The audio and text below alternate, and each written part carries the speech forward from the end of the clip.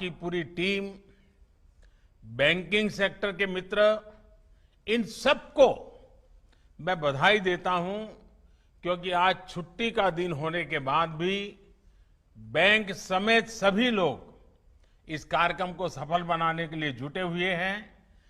और मुझे खुशी है कि कृषि मंत्रालय ने आज का रविवार होने के बाद भी जो दिवस पसंद किया है, और उसका कारण बहुत महत्वपूर्ण है, बहुत बड़ा प्रेरक है। आज हल षष्ठी है। हम किसान भाई बहन बहुत भली तरह जानते हैं कि आज हल षष्ठी है, भगवान बलराम जी की जयंती है, और किसान भगवान बलराम को पूजता है। हल की पूजा करके ही अपने कारोबार को चलाता है।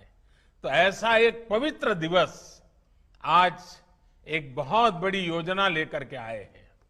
मैं सभी देशवासियों को, विशेष तौर पर मेरे किसान भाइयों बहनों को हल छठ की और दाऊ जन्मोत्सव की बहुत बहुत शुभकामनाएं देता हूं।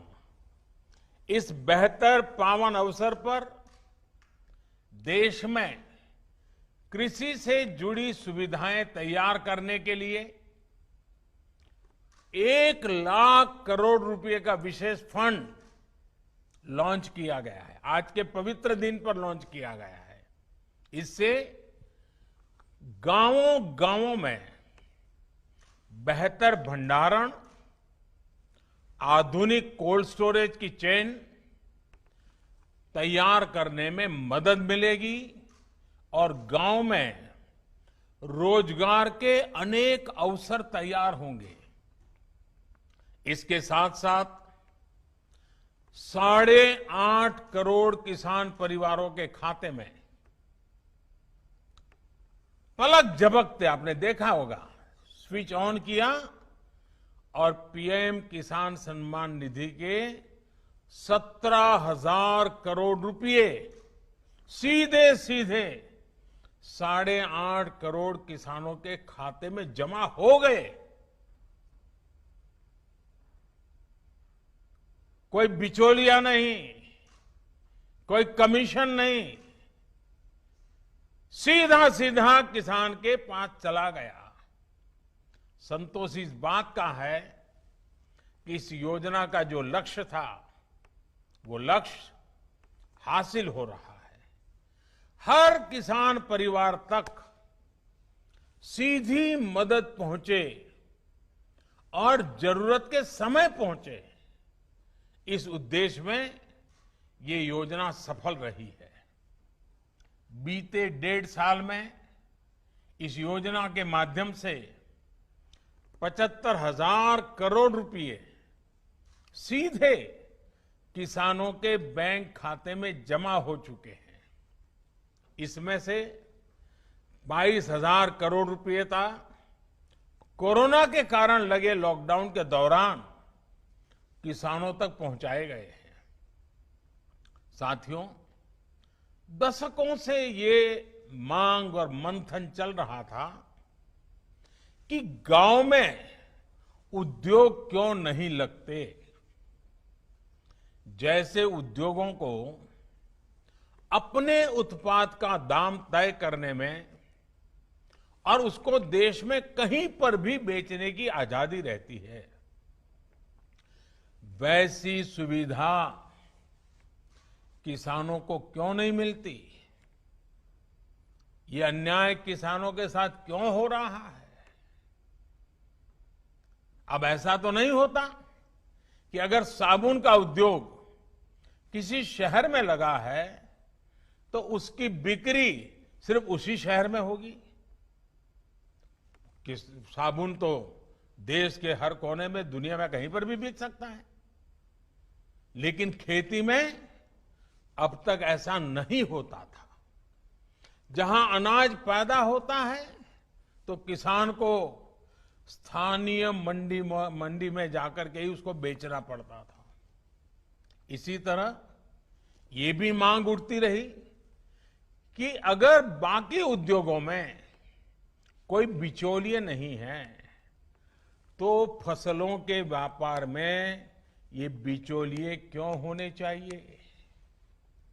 अगर उद्योगों के विकास के लिए इंफ्रास्ट्रक्चर तैयार होता है तो वैसा ही आधुनिक इंफ्रास्ट्रक्चर कृषि के लिए भी मिलना चाहिए।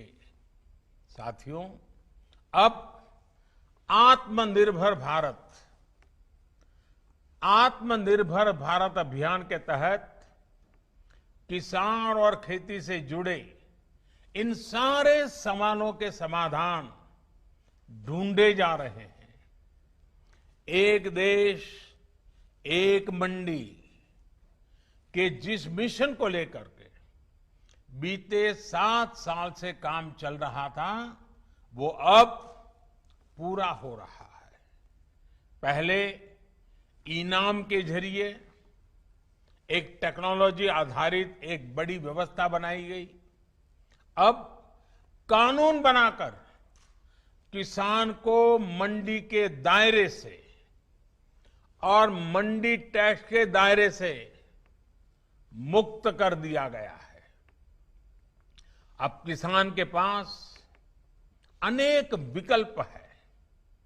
अगर वो अपने खेत में ही अपनी उपज का सौदा करना चाहे तो वो कर सकता है, या फिर सीधे वेयर हाउस से इनाम से जुड़े व्यापारियों और संस्थानों को जो भी उसको ज्यादा दाम देता है उसके साथ फसल का सौदा किसान कर सकता है।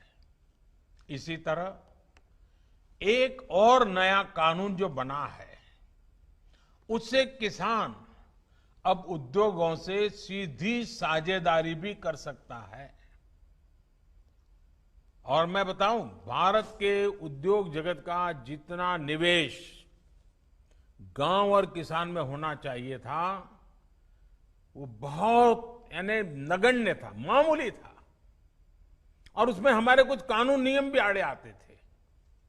अब देखिए, जैसे आलू का किसान चिप्स बनाने वालों से फल उत्पादक यानी बागवान, जूस, मुरब्बा, चटनी या कोई आयुर्वेदिक पौधे वाले किसान है तो फार्मेसी को, जैसे उत्पाद बनाने वाले जो उद्योग हैं उनके साथ वो पार्टनरशिप कर सकता है। इससे किसान को फसल की बुआई के समय तय दाम मिलेंगे, जिससे उसको कीमतों में होने वाली गिरावट से राहत मिल जाएगी।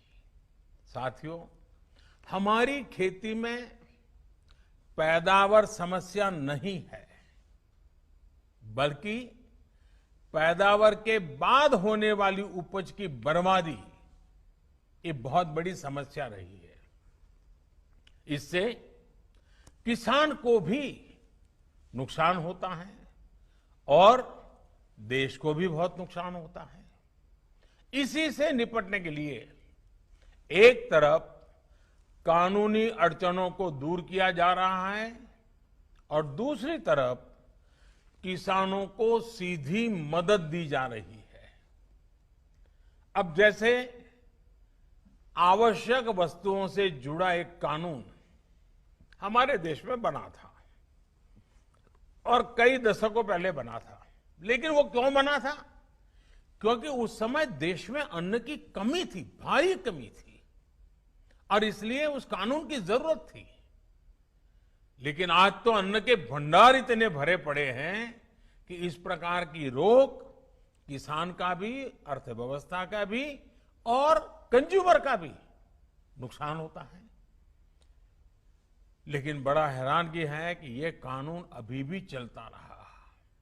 जब हम दुनिया के दूसरे बड़े अन्न उत्पादक बन चुके हैं, तब इस कानून की कोई जरूरत नहीं है। गांव में अगर अच्छे गोदाम नहीं बन पाए, कृषि आधारित उद्योगों को अगर प्रोत्साहन नहीं मिल पाया, तो उसका एक बड़ा कारण ये कानून स्वयं में एक बहुत बड़ा रुकावट था।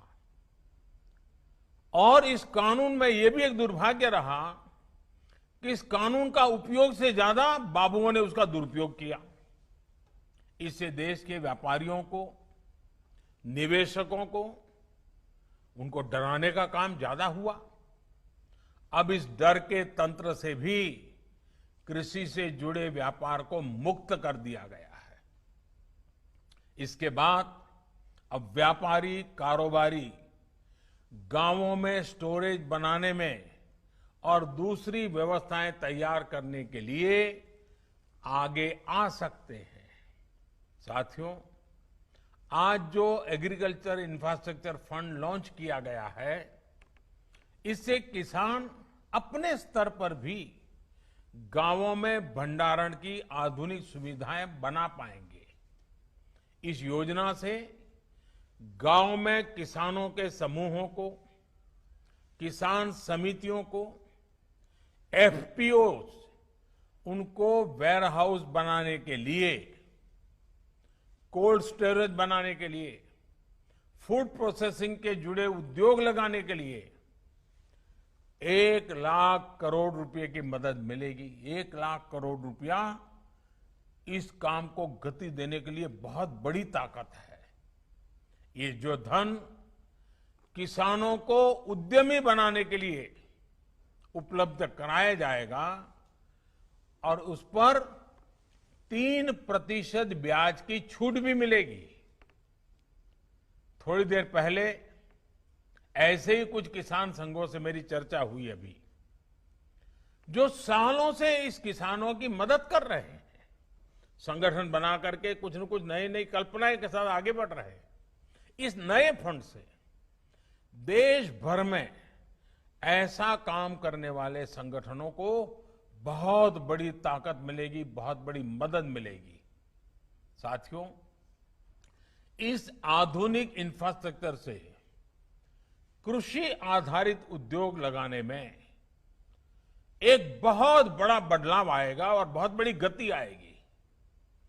आत्मनिर्भर भारत अभियान के तहत हर जिले में मशहूर उत्पादकों के साथ देश और दुनिया के मार्केट तक पहुंचाने के लिए एक बड़ी योजना बनाई गई है।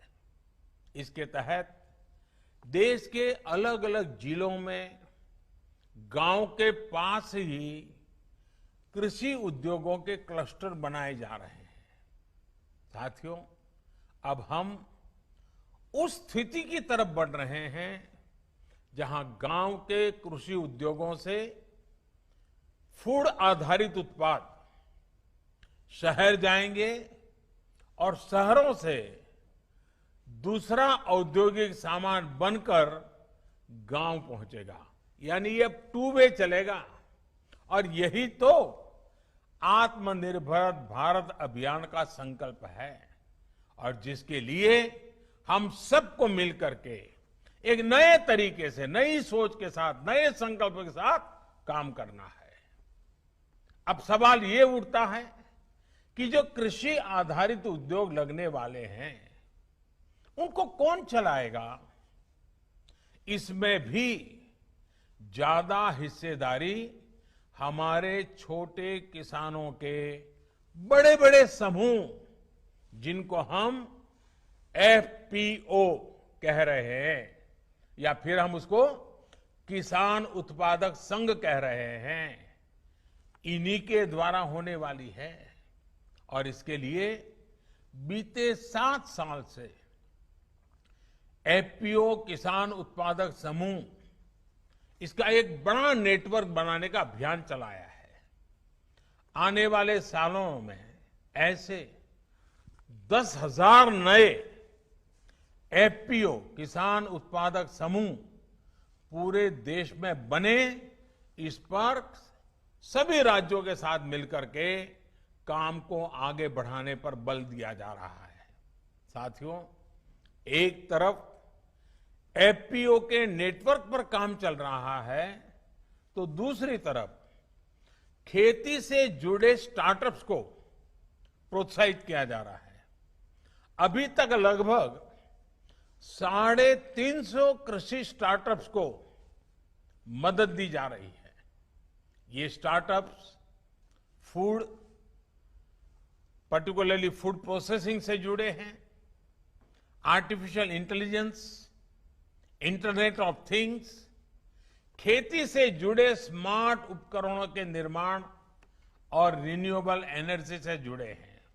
साथियों, किसानों से जुड़ी ये जितनी भी योजनाएं हैं, जितने भी रिफॉर्म्स हो रहे हैं, इनके केंद्र में हमारा छोटा किसान है और हमारे देश में सबसे ज्यादा संख्या छोटे किसानों की है। यही छोटा किसान है जिस पर कोई भी आपत्ति आए तो सबसे ज्यादा परेशानी छोटे किसान को होती है और यही छोटा किसान है जिस तक सरकारी लाभ पूरी तरह पहुंचे, ये हमारा संकल्प है। बीते 6-7 सालों से इसी छोटे किसान की स्थिति को बदलने का हम निरंतर और बड़े सुविचारित ढंग से प्रयास कर रहे हैं। छोटे किसान को देश की कृषि के सशक्तिकरण से भी जोड़ा जा रहा है और वो खुद भी सशक्त हो, ये भी उतना ही जरूरी है। साथियों, 2 दिन पहले ही देश के छोटे किसानों से जुड़ी एक बहुत बड़ी योजना की शुरुआत की गई है, जिसका आने वाले समय में पूरे देश के किसानों को बहुत बड़ा लाभ होने वाला है। देश की पहली किसान रेल महाराष्ट्र और बिहार के बीच में शुरू हो चुकी है। अब महाराष्ट्र से संतरा, अंगूर, प्याज जैसे अनेक फल सब्जियां लेकर ये ट्रेन निकलेगी और बिना समय गंवाए बिहार पहुंचेगी।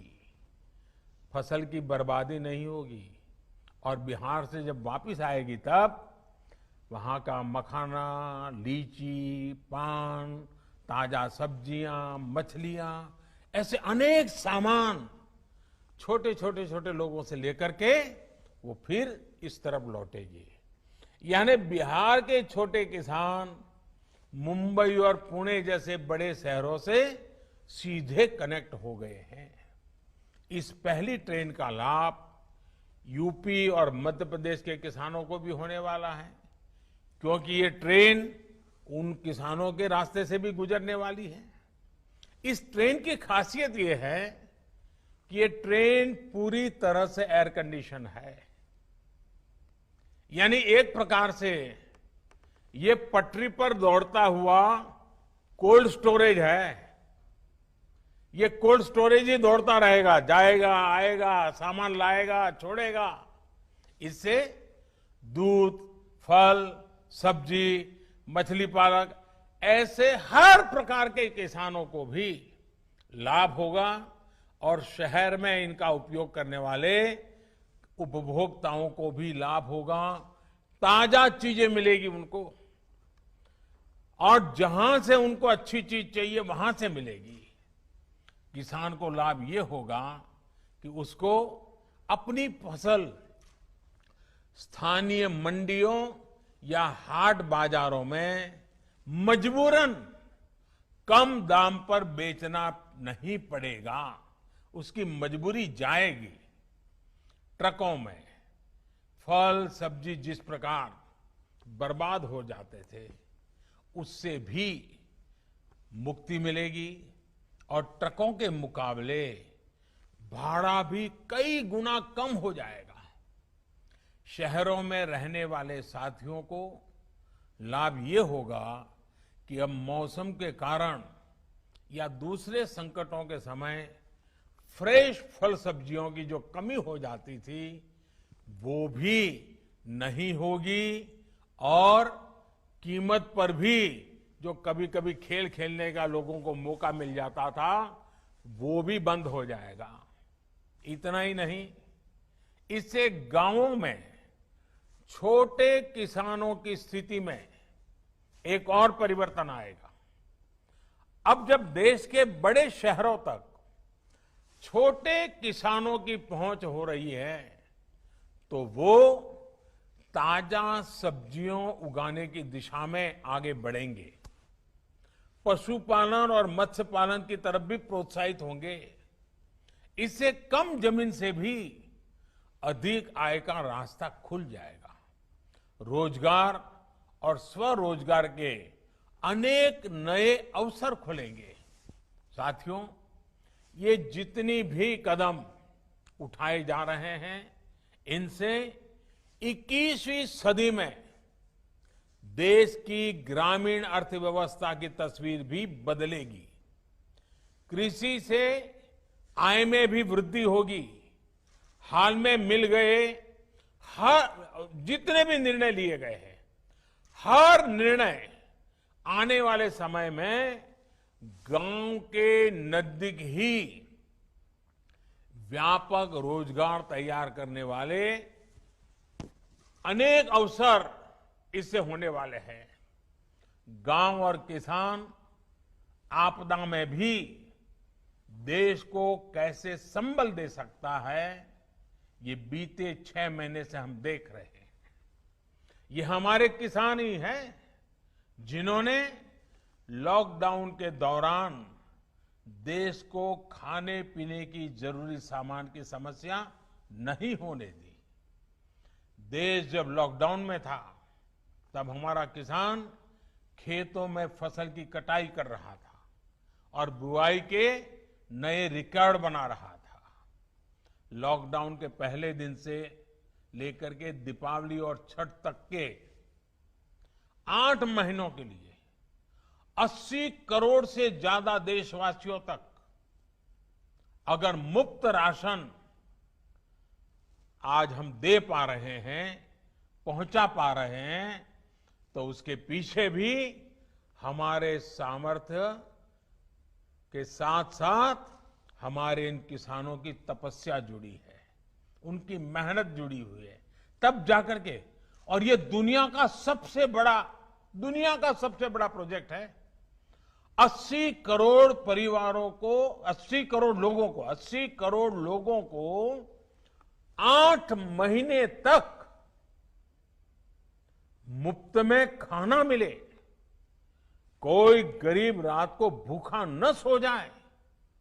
अगर हमारे किसानों ने ये तपस्या न की होती, इतना बड़ा काम न किया होता, तो शायद ये हम भी चाहते हुए भी शायद न कर पाते।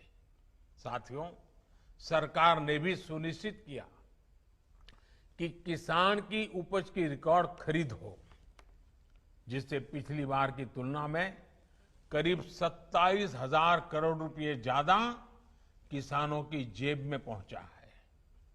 बीज हो या खाद, इस बार मुश्किल परिस्थितियों में भी रिकॉर्ड उत्पादन किया गया और डिमांड के अनुसार किसान तक पहुंचाया गया। यही कारण है कि इस मुश्किल समय में भी हमारी ग्रामीण अर्थव्यवस्था मजबूत है। गांव में परेशानी कम हुई है।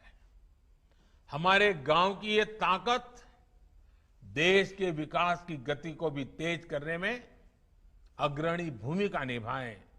इसी विश्वास के साथ आप सभी किसान साथियों को मेरी तरफ से बहुत बहुत शुभकामनाएं हैं। भगवान बलराम के हम पर आशीर्वाद बने रहें।